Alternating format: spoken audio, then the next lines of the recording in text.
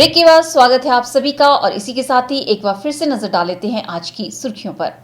Headlines powered by के news साप्ताहिक समाचार पत्र, जो रखे आपको आगे। को स्पॉन्सर्ड बाय स्वर्ण आभा ज्वेलर्स, जो दे 100% शुद्धता की गारंटी, और ब्लूमिंग वैली, जो आपके अपनों तक पहुंचाए आपका प्यार। नेतागिरी कर रही है पेन डाउन स्ट्राइक का स्वास्थ्य मंत्री कौल सिंह ठाकुर ने चेताया, कहीं एचआरटीसी की तरह हाईकोर्ट से आदेश मिलने पर वापस न लेने पड़े हड़ताल। विधायक गुलाब सिंह ठाकुर ने नामधारी गुरुद्वारे में टेका माथा, सदगुरु राम सिंह जी के 200वें प्रकाश पर्व पर जारी कार्यक्रम में की शिरकत। बीबीएन में अवैध भवनों को नियमित करवाने का मिला आखिरी मौका, 1100 रुपए की फीस के साथ ऑनलाइन भी कर सकते हैं अप्लाई। और मनाली के सोलंग नाला में आयोजित नेशनल विंटर गेम्स के तीसरे दिन मनाली की युवतियों का रहा दबदबा, आंचल ठाकुर ने किया स्वर्ण पदक हासिल। बद्दी एरिया में स्वच्छता को बढ़ावा देने के उद्देश्य से बीबीएनडीए ने बद्दी के प्रवेश द्वार सनसिटी बाईपास के निकट नेशनल हाईवे पर बिरला धागा मिल के सहयोग से एक रंगीन फव्वारा लगाया है। इस फव्वारे को बनाने में बिरला टेक्सटाइल मिल्स का भी अहम रोल रहा है। बीबीएनडीए ने बद्दी के प्रवेश द्वार सनसिटी बाईपास के निकट नेशनल हाईवे पर बिरला धागा मिल के सहयोग से एक रंगीन फव्वारा लगाया है। बीबीएनडीए ने रिकॉर्ड तोड़ समय में ये योजना तैयार की है। इसके पीछे मकसद था बद्दी एरिया में स्वच्छता को बढ़ावा देना, ताकि सनसिटी बाईपास रोड, जिस पर आधा बद्दी सफर करता है, बिल्कुल साफ सुथरा नजर आए। इस संदर्भ में बीबीएनडीए के सीईओ ललित जैन ने कहा कि राष्ट्रीय मजदूर स्मारक में रंगीन फव्वारा भी लोकार्पित किया गया है। रात को बद्दी के इस लैंडमार्क पर रात को ये चौक बहुत ही भव्य नजर आएगा। इस फव्वारे को बनाने में बिरला टेक्सटाइल मिल्स का अहम रोल रहा है। आज हमने बिरला टेक्सटाइल के सौजन्य से यहाँ पर CSR के तहत ये फव्वारा लगवाया, आज इसका शुभारंभ किया है। पर्यावरण की दृष्टि से इस इलाके में बहुत महत्वपूर्ण कदम है। इस फव्वारे के साथ साथ यहाँ पे एक पार्क भी बनाया गया है, जो बिरला टेक्सटाइल्स यहाँ पे मेंटेन करेगी। ये एक राष्ट्रीय स्मारक था जो बीबीएनडीए ने, माननीय मुख्यमंत्री जी ने मजदूरों के नाम इसको समर्पित किया था। उसके साथ ये फव्वारा लगना बहुत ही सिंबॉलिक है। ये जो सभी एलिमेंट्स हैं सृष्टि के, उनको बैलेंस करता है और लोगों के बैठने के लिए बहुत अच्छा स्थान बनेगा। हमें उम्मीद है कि लोगों की सहूलत के लिए ये बहुत कामयाब रहेगी। बीबीएनडीए द्वारा किए गए इस सामाजिक कार्य व बिरला धागा मिल द्वारा लगाए गए फव्वारे के लिए बीबीएन उद्योग संघ, लघु उद्योग भारती, गत्ता उद्योग संघ, दवा निर्माता उद्योग संघ, हिमालय जन कल्याण समिति उपमंडल नालागढ़, रोटरी क्लब बद्दी आदि ने बीबीएनडीए व बिरला धागा मिल का आभार जताया है। के चैनल के लिए बद्दी से नंदलाल ठाकुर की रिपोर्ट। क्षेत्र के अधिष्ठाता बड़ादेव कमरूनाग को जिला प्रशासन की ओर से अंतर्राष्ट्रीय शिवरात्रि महोत्सव का निमंत्रण मिल गया है। देव कमरूनाग को निमंत्रण पत्र तहसीलदार गोहर के माध्यम से मिला है। बता दें कि देव कमरूनाग के मंडी आगमन के बाद ही शिवरात्रि महोत्सव के कार्य शुरू होते हैं। कमरूनाग देवता मंदिर कमेटी और देवलों ने मंडी शिवरात्रि महोत्सव के लिए रवाना होने की तैयारियों को अमली जामा पहनाना शुरू कर दिया है। देव कमरूनाग मंदिर कमेटी के अनुसार देवता शिवरात्रि के लिए आगामी 14 या 15 फरवरी को अपने निवास स्थान कांडी कमरूनाग से देवलुओं संग रवाना होंगे तथा मेहनवानबाजी करते करते 24 फरवरी को छोटी काशी पहुंचेंगे। मान्यता है कि देव कमरूनाग शिवरात्रि मेले के दौरान मंडी जनपद को साल भर की सुरक्षा प्रदान करते हैं तथा लोगों को अपना आशीर्वाद प्रदान करते हैं। मंडी शिवरात्रि मेले में पहुंचते ही देव कमरूनाग टारना मंदिर में पशु बलि लेते थे, मगर कोर्ट के आदेशों के बाद देवता ने टारना मंदिर पहुंचकर कोई पशु बलि नहीं ली, जिससे वर्षों पुरानी परंपरा टूट गई। देवता के मूल स्थल कमरूनाग में अब कोई भी श्रद्धालु पशु बलि नहीं देता है। लोग ऐसे ही देवता के मंदिर में बकरे छोड़ देते हैं। बलि न मिलने के कारण पशु बलि रोक के पहले साल टारना मंदिर में डीसी मंडी को पशु बलि बहाल करने के लिए फटकार लगा चुके हैं, मगर हाईकोर्ट के आदेशों के चलते जिला प्रशासन ने देवता से माफी मांग कर छुटकारा पाया था। देव कमरूनाग को जिला प्रशासन की ओर से मंडी शिवरात्रि महोत्सव का निमंत्रण तहसीलदार गोहर के माध्यम से मिल गया है। देवता 14 या 15 फरवरी को मंडी शिवरात्रि मेले के लिए प्रस्थान करेंगे। देव कमरूनाग हर साल अपने मूल निवास कांडी कमरूनाग से जब मंडी प्रस्थान करते हैं तो उन्हें जिला प्रशासन पुलिस सुरक्षा प्रदान करता है।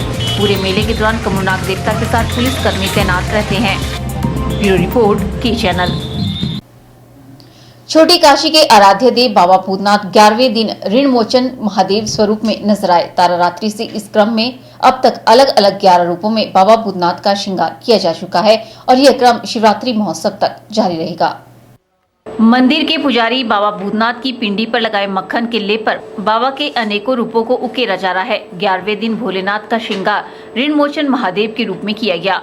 23 फरवरी तक रोजाना बाबा भूतनाथ मंदिर में मक्खन चढ़ाया जाएगा। हर रोज शिव के नए रूप में प्रतिमाएं बनाई जा रही है, यानी मक्खन पर रोजाना भगवान शिव के विभिन्न रूपों के दर्शन करवाए जा रहे हैं।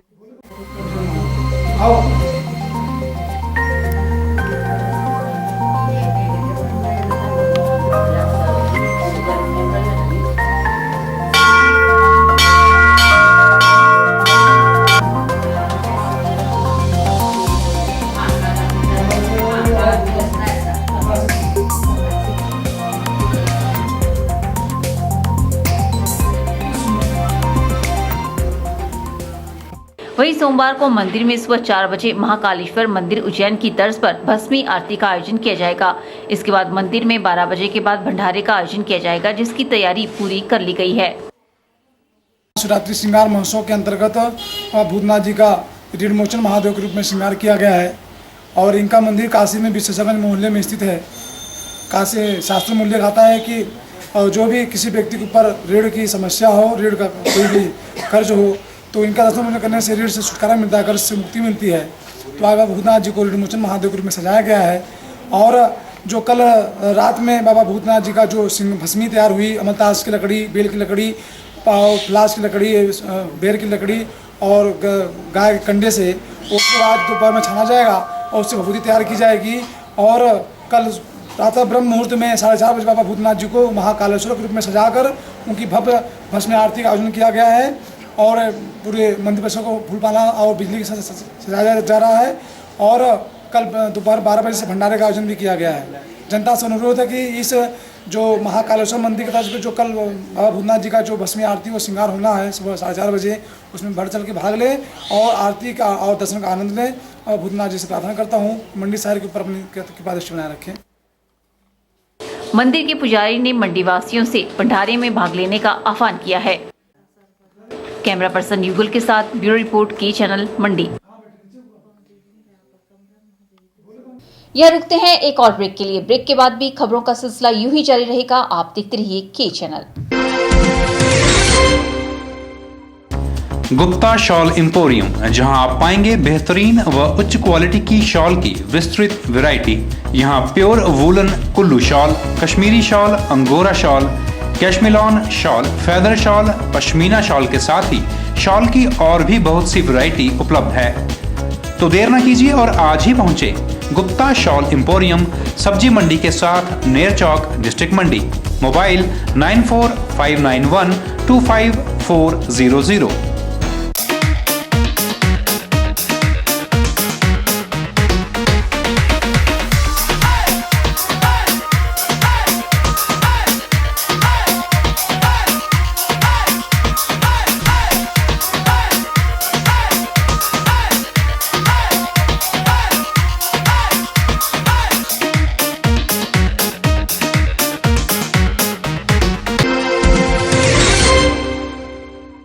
वक्त तो चला है के एक्सप्रेस का। हिमाचल की फटाफट खबरें जानने के लिए आप देखिए के एक्सप्रेस।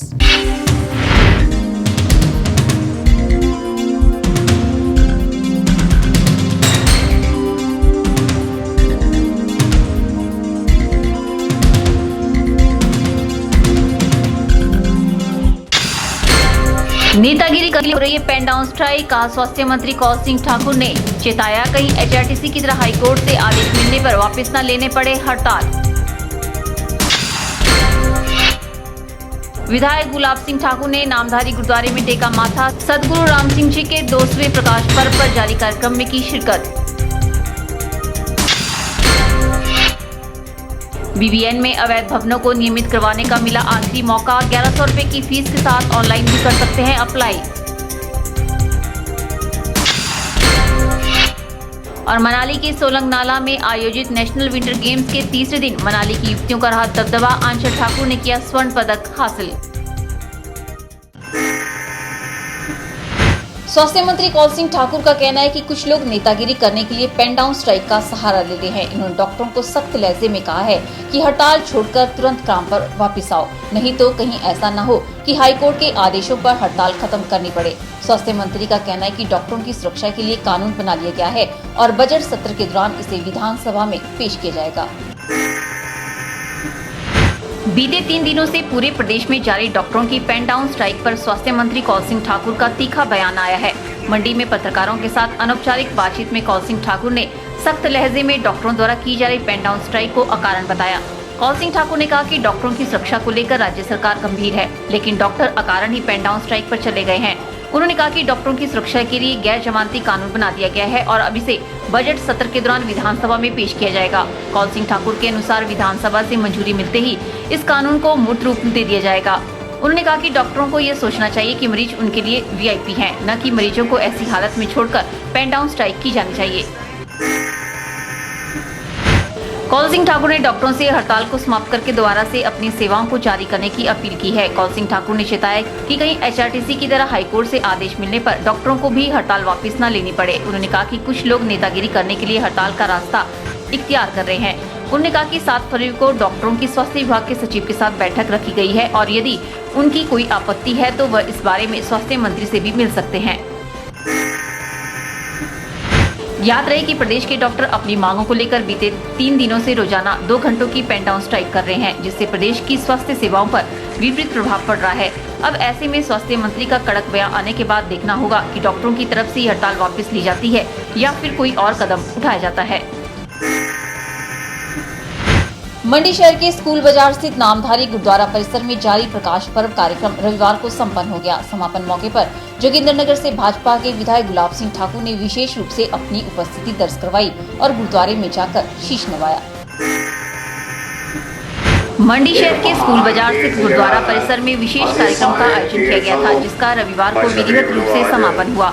समापन मौके पर बड़ी संख्या में आई संगतों ने अपनी उपस्थिति दर्ज कराई और माथा टेककर आशीर्वाद प्राप्त किया। इस मौके पर विधायक गुलाब सिंह ठाकुर ने कहा कि नामधारी समाज विश्व भर में शांति और अहिंसा का संदेश फैलाने का प्रयास कर रहा है। उन्होंने कहा कि नामधारी समाज में आज भी देह गुरु की परंपरा है और यह इस परंपरा का बखूबी निर्वहन कर रहे हैं। उन्होंने नामधारी समाज द्वारा गुरु के बताए मार्ग का अनुसरण करने की प्रशंसा की और उम्मीद जताई कि क्रम इसी प्रकार से जारी रहेगा।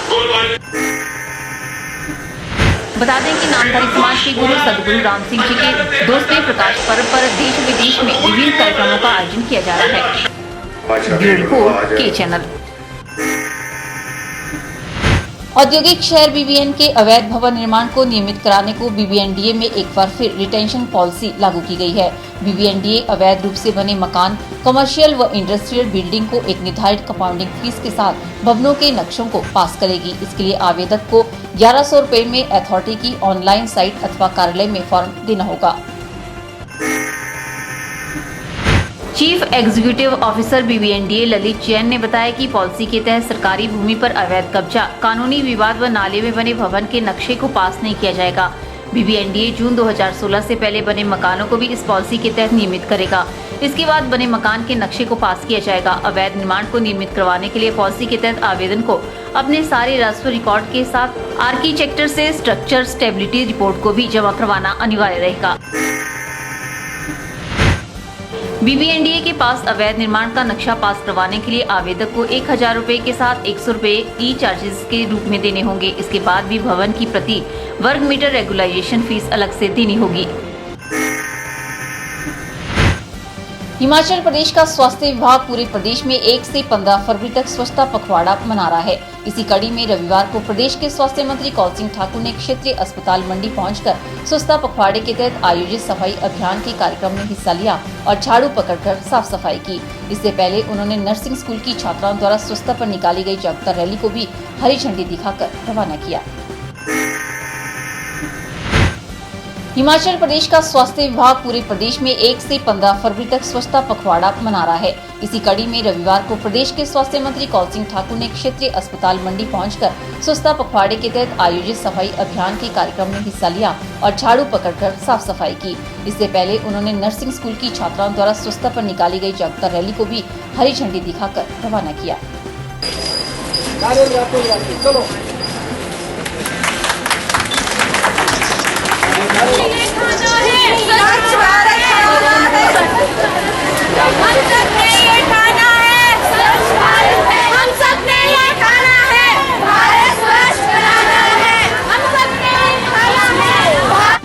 स्वास्थ्य मंत्री कौल सिंह ठाकुर ने इस अवसर पर कहा कि स्वच्छता पखवाड़े के तहत सभी स्वास्थ्य संस्थानों में सफाई अभियान चलाया जा रहा है, जिसमें डॉक्टर, पैरामेडिकल स्टाफ और नर्सिंग स्टाफ सहित सभी कर्मचारी भाग ले रहे हैं। उन्होंने कहा कि प्रधानमंत्री नरेंद्र मोदी ने स्वच्छता को लेकर जो अभियान चलाया है वह सराहनीय है और सभी को अपने आसपास सफाई रखनी चाहिए। उन्होंने कहा कि जब स्वास्थ्य संस्थान साफ सुथरे रहेंगे तो लोगों को अच्छा वातावरण मिलेगा और इससे बीमारियां भी कम होंगी।